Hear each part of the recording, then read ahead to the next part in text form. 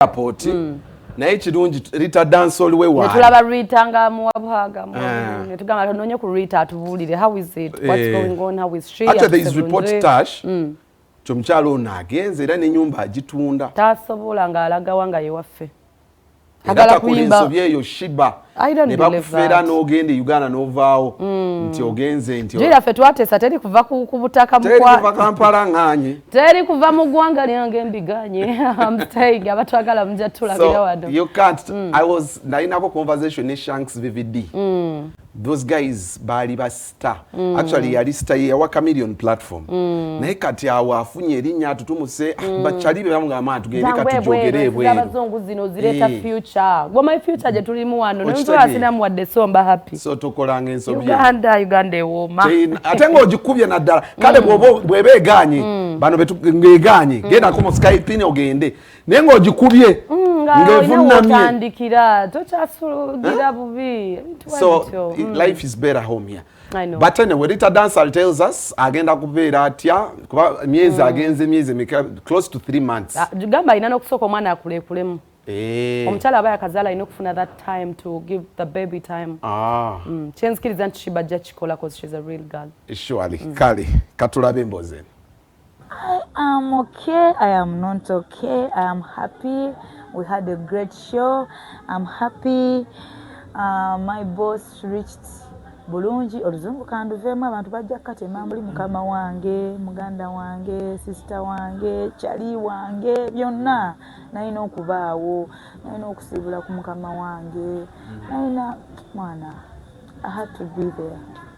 Yeah. Aina show e Canada enaku z'omwezi nga 2 mu November agenda kuwummulamu ng'omuntu akoze nnyo mukama wanaaba ayagadde ajja kusumulukukira eyo ekikuzo ky'okubeera ng'okumba omukwano gwo ne Sheebah in particular omukwano gwange n'abayimbi bonna oba ne mukama wange oyo Sheebah gubaddengawo era gukyaliwo era gulibaawo ebbanga lyonna kuba namanya ekigambo kimu nina okumanya wenkoma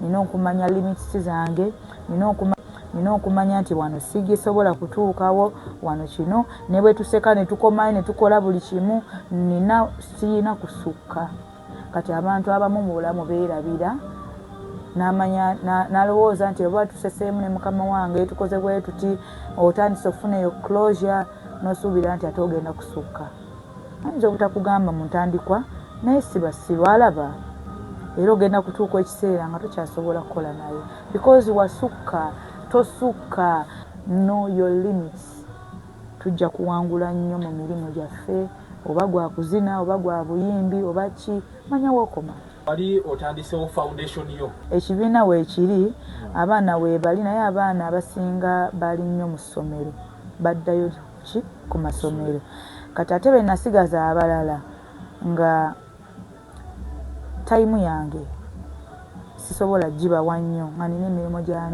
gya mukama wange nze gambye mukama wange yasooka bwekyoba omanya tayimu nennemesa naye nga weekiri era abaana bana abakomyewo holidays tujja kubeera nabo nga tukola batuwa emirimu okugulu kwawona okugulu tekunawona bulungi naye alhamdulillah wekuli si wabi wakati nsobola okutambula olunaku lulamba nga siina kikyenina kyonna naye okuyimirira okumala ng'eddakiika mu kifo kimu kuba kunfuuyirira vaawo ng'okola so naye nga kujja kutereera newaggula nga bukyali basawo bakiŋŋamba ekyo nange nali nkimanyi angina nenkuba amazina gange ne kuzimba kuti munanga ate nga abantu balowooza oba Uganda lwaki buli kimu balowooza stanti si bwe kiri ate kati mulimu abantu nga ffe nga tetwetaaga kukola stanti.